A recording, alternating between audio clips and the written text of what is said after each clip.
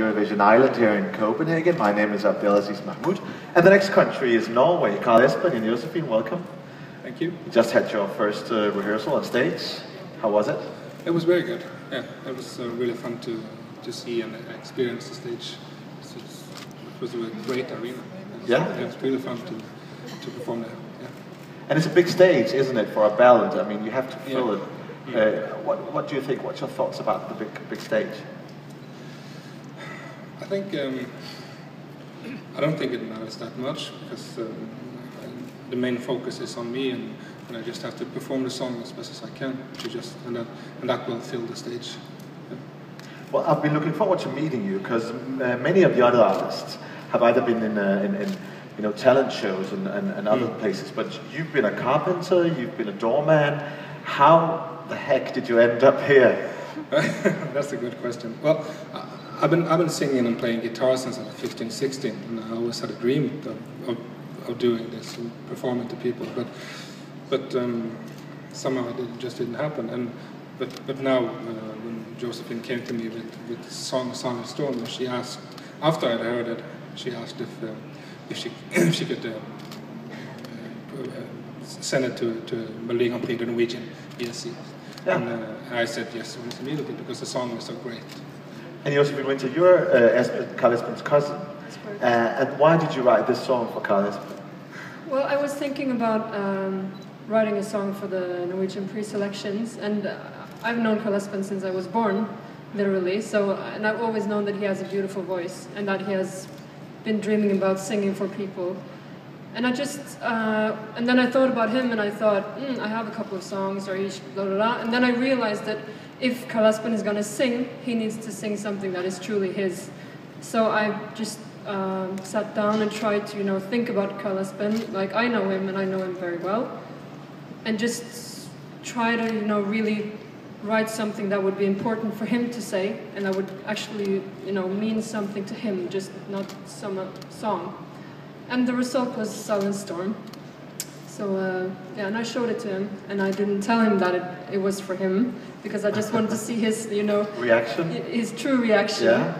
And I think I remember the moment when he said, he asked me, what is this song? Because this sounds a lot like me, or something like that. And then I knew that this was a good combination.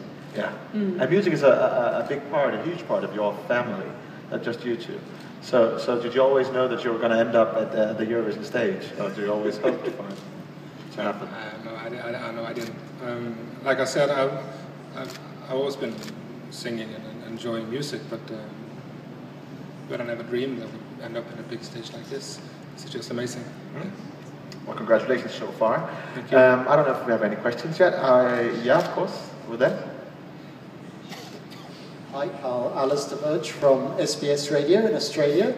Can you tell us a little about your passion for fishing? Did you ever have to decide between music and fishing, and which is more important for you? That's a good question. I've always enjoyed fishing since I was a little child, but fishing is a hobby. It's nothing that I can make a living of, even though I'm from Norway. And there are people making a living of fishing. But if I had to choose between music and fishing, I had to be music. Yeah. Well, we also have a question on Twitter. You can always write at hashtag #AskEurovision, and many people have done so. One of the questions are from our user Sarah Løvebo, who's asking you, 2012 Sweden won, and last year Denmark won. And is this year Norway's turn? I can only hope. I'm going to do my very best to try to make that happen. But I'm dependent on the votes. Europe has to vote for me. So, yeah, it would be really fun if Norway won. Yeah. You're up against a lot of ballads this year. Yeah, What do you think about that? There's a lot of good songs in the competition this year. So, but I'm just. My main focus is just to do my song and not view the others as competitors, as my enemy or my competitors. Or more. We're just here to sing our song, really. Yeah. Do you still work as a carpenter? I asked you about that. It's not a carpenter actually; it's a glazier. Oh, sorry. Yeah. It's okay. But yeah, I do. And can you? I ask this everyone who's been up here, and some of them are theatre stars, and some of them are talent show stars. Can you use that background in any way on stage, or? No, I don't think so. Okay. So it's a far-fetched. I know. Yeah. Thanks. Yeah, over there. Hi Carl, I'm Steve. I'm working for UC Daily. You spoke to a colleague of mine at the Norwegian final actually. I was wondering, after your great performance in the Norway final and in the build-up to here, there's been a lot of talk about your good performance, but also about your nerves. How much is it frightening you now that you've seen the real stage, the big one, and you've seen the arena? Is it frightening you? How do you think about that? Today it wasn't frightening. Today it was just fun. But for sure, there's going to be a lot of pressure on me and a bit more tension when the whole arena is full of people. But that's one of the things that we've been focusing on, and just trying to keep my calm and try not to get nervous and not think so much about it, and just focus on what I'm supposed to do. What is it that terrifies you? Is it the audience, or is it the cameras and the choreography, or what is it that's difficult for you, a challenge for you? I think maybe it's a little bit of combination, but most of all, I don't want to let people down by doing a bad job, and I think a lot about that. So I just want to do as best as I can. Well, I guess you made it this far, right? And people love you in Norway, I guess. Yeah. Yeah, that's a huge comfort. Yeah. Any questions left? Well, I'd like to talk to you about now.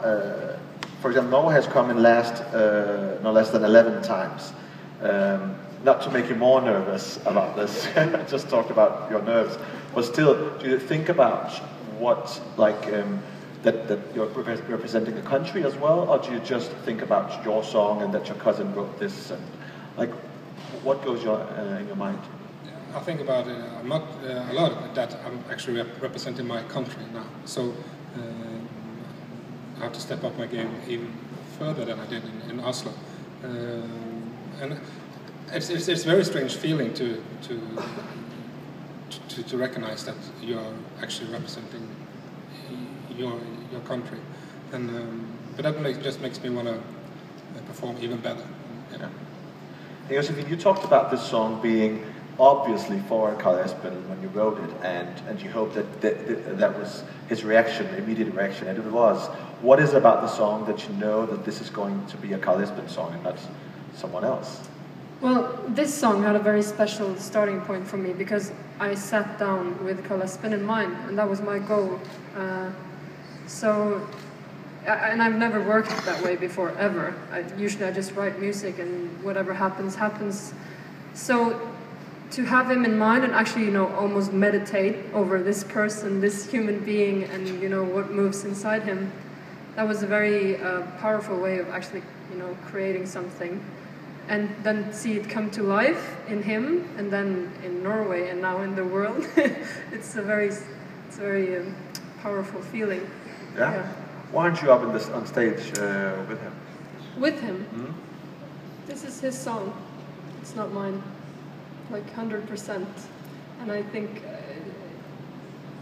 I've already cried a couple of times on TV now, so you've seen what it does to me to see it performed by him, and to me it was never a question of being on stage with that song, because this is his. And as we began this interview with, that you've already been on stage once now, and during your first rehearsal. Now you've watched it as well. Do you know if you're going to change anything, or just minor things? Yeah. But my main focus is about the singing. The rest is on the stage. I leave to the other people. Yeah. So, have you been watching the other contestants here in Eurovision? Not on stage today. No. I've just seen glimpses on different monitors, but I haven't studied it or listened to them. No. You haven't even listened to the other songs? I listen to the songs, of course. Yeah, but not today. On the rehearsals. No. Any favorites? Yeah, I have two favorites actually. Two? Yeah, two. I really like Copenhagen's Netherlands and the Finland's contribution as well. Soft Engine is very good. Yeah. What do you like about them?